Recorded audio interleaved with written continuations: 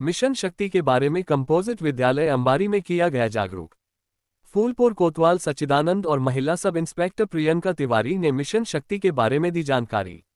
आजमगढ़ जिले के फूलपुर कोतवाली क्षेत्र के अंबारी स्थित कंपोजिट विद्यालय में 5वें मिशन शक्ति के बारे में बच्चों को सोमवार को जागरूक किया गया।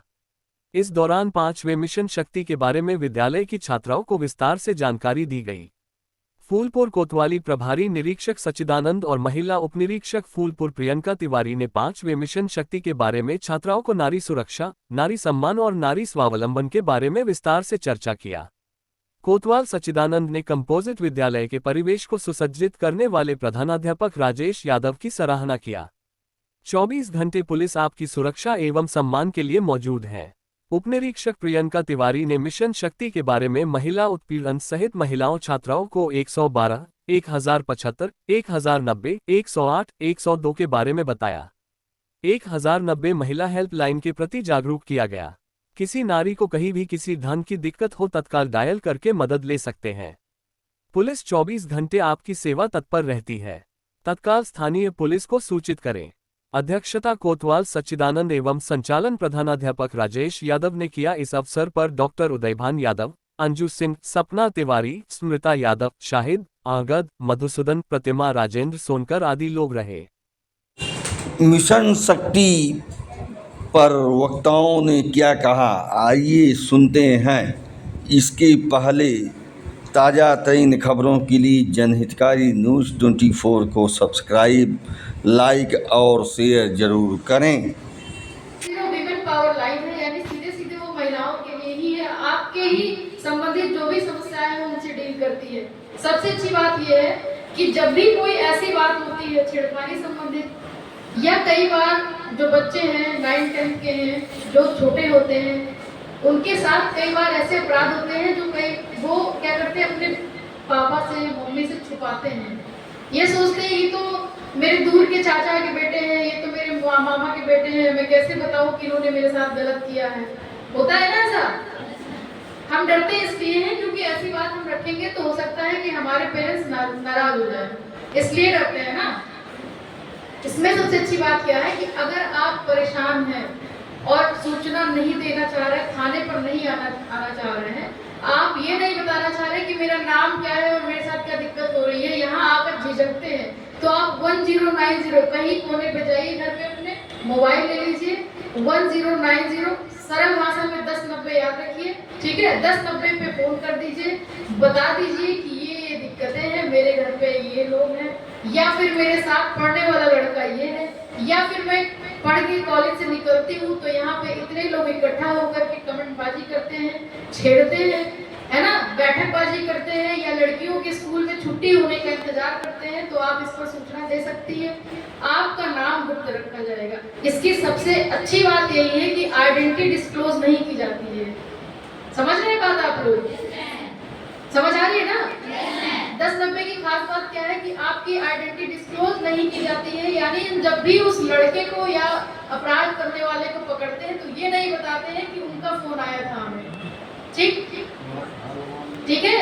सेफ सबसे अच्छी बात ये कि आपकी रिस्पेक्ट का ख्याल यहाँ रखा जा रहा है, ठीक है। तो यहाँ पे है मिशन शक्ति के माध्यम से हमारी जो बहनें हैं, हमारी बेटियां हैं, उनको सुरक्षित किया जाए, उनको स्वावलंबी बनाया जाए, उनको आगे बढ़ने के लिए सभी सुविधाएं देकर के उन्हें मजबूत किया जाए। हमारे भारत देश में आप सुनी होंगी कि हमारा भारत देश पहले से पुरुष प्रधान देश होता है।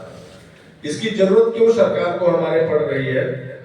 पहले से हमारा देश पुरुष प्रधान देश रहा। इतने यहाँ आप लोग शिक्षा लेने बच्चियां आई हैं, इसमें कितनी की माताएं होंगी जो पढ़ाई नहीं की होंगी, स्कूल का दर्शन नहीं की होंगी। बताइए आप लोग ईमानदारी से, किसकी किसकी मम्मी लोग पढ़ी नहीं है, स्कूल नहीं गई है। देखिए इतनी सारी भीड़ है, कम से कम 15-20 की संख्या में हमारी बेटियां ऐसी हैं कि जिनकी मम्मी लोग स्कूल का दर्शन नहीं किए। ठीक है, आप डाउन कर दीजिए, शाबाश। लेकिन आप अपने मम्मी से पूछना कि मम्मी आप तो स्कूल नहीं गई हो, लेकिन मामा स्कूल, क्या मामा भी स्कूल नहीं गए हैं? बिल्कुल, आपके नाना आपके मामा को जरूर पढ़ाने के लिए भेजे होंगे, समझ रही हैं? और आपके मम्मी को नहीं पढ़ाया। ये एक अंतर, बहुत बड़ी खाई थी पुरुष और महिला के बीच में। हमारे समाज में इस तरह की खाई है वर्षों से चली आ रही थी, हजारों साल से चली आ रही थी। इस खाई को दूर करने के लिए सरकार इस तरह के कदम उठा रही है कि हमारी बच्चियों को हर तरफ से मजबूत किया जाए। जहां शिक्षा नहीं मिलेगी वहां ज्ञान नहीं मिलेगा, जहां ज्ञान नहीं होगा वहां पे अपने अधिकार नहीं मालूम होंगे। क्लियर है ना ये बात? जब आप पढ़ोगी तो आपके क्या अधिकार हैं, आप पढ़ोगी, कहीं शिक्षित समाज में बैठोगी, सुनोगी, तब तो आपके अपने अधिकार का ज्ञान होगा। तो इसीलिए शिक्षा इतनी जरूरी है। और शिक्षा के साथ साथ जो सुरक्षा और संरक्षा, ये जो भी स्वावलंबन हमारे सरकार की जो ये योजनाएं चली हैं फेज 5 में, इसकी आवश्यकता इसीलिए है कि आप लोगों को जागरूक किया जाए। तमाम इसके साथ साथ हेल्पलाइन नंबर अभी मैडम ने आपको बताया है। हेल्पलाइन नंबर के बारे का विषय है कि ये कैसे हो रहा है। तो माननीय मुख्यमंत्री द्वारा शारदीय नवरात्रि के शुभारंभ में 20 तारीख में उनकी द्वारा मीटिंग ली गई है और मिशन शक्ति अभियान का 5वां फेज, इसका चरण 5 है, 5.0 के नाम से जाना जा रहा है। उनके दिशा निर्देश में ये सबसे अच्छी बात यह है कि पुलिस विभाग को इसका नोडल विभाग तय किया गया है। जो मिशन शक्ति अभियान है, इस कार्यक्रम के लिए, इस अभियान के लिए जो नोडल बनाया गया है, मेन मुख्यतः जो काम करेगा वो पुलिस विभाग हमारा काम करेगा। कहीं ना कहीं जिम्मेदारी हमको ज्यादा दी गई है। तो क्यों ऐसा क्यों है, क्यों किया जा रहा है, क्या एक सिस्टम बनाया गया है, कैसे वर्क करेगा, समझ में, ये सारी बातें हम लोग बहुत विस्तार में बताएंगे। और क्या क्या चीजें हैं जो आपके लिए गवर्नमेंट के द्वारा की जा रही है आपकी सुरक्षा के लिए। जैसे सर ने लगभग आपको बता दिया गया है कि ये सारी चीजें क्या है क्या नहीं है। जैसे सर ने बताया कि आपकी सुरक्षा सम्मान से होते हुए आपको इंडिपेंडेंट बनाना है, आपको स्वावलंबी बनाना है। तो इसमें आपके तीन चीजों के लिए, आपके चौमुखी विकास के लिए, और उसमें हमारा क्या रोल है। मतलब एक पुलिस डिपार्टमेंट में हम लोग काम करते हैं, हमारा क्या रोल है, हम किस तरह आपके ये जो तीनों चरण में पास होकर आपको इंडिपेंडेंट बनाने तक का हमारा क्या रोल है, ये हम लोग डिस्कस करेंगे।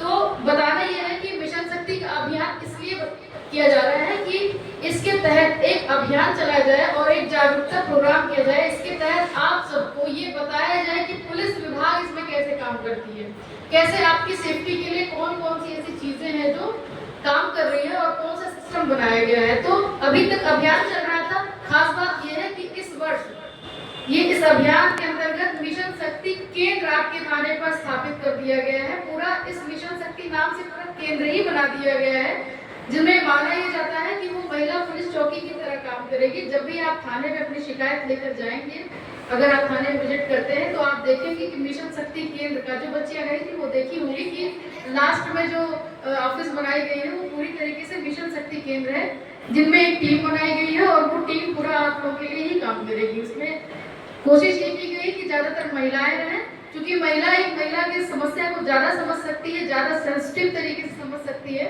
आपको कोई दिक्कत होगी तो मैं ये ऐसा मानना है और ये सही बात है कि मैं ज्यादा अच्छा समझ सकती हूँ rather than कि पुरुष हो, है ना। तो मिशन शक्ति केंद्र इस बार बना दिया गया है। अब बात ये करेंगे कि ये जो बनाया गया है, जो सिस्टम है, जो स्ट्रक्चर बनाया गया है, इन तक सूचना कौन देगा अगर कोई क्राइम हो रहा है। क्योंकि हमारा काम क्राइम एंड क्रिमिनल से डील करना है, तो हम लोग उसी पे बात करेंगे कि अगर ये सारी चीजें बनी है तो इसका मतलब क्या, हमें पता तो होना चाहिए कि कहाँ पे कौन सी चीज गलत हो रही है। समझ रहे हैं आप लोग को? तो सूचना आपको कैसे मिलेगी? ये जो तमाम हेल्पलाइन नंबर आप लोग वहाँ देख रहे हैं, ये हेल्पलाइन नंबर तमाम है, ये सूचना के लिए कि आपके साथ अगर कोई अपराध हो रहा है या आपको शंका है कि ये मेरे साथ गलत हो सकता है, शंका मात्र के लिए मैं बात कर रही हूँ, कहीं भी गलत हो सकता है, तो आप ये सामने देख लीजिए या फिर आपको पैम्फलेट वितरण कर दिया जाएगा।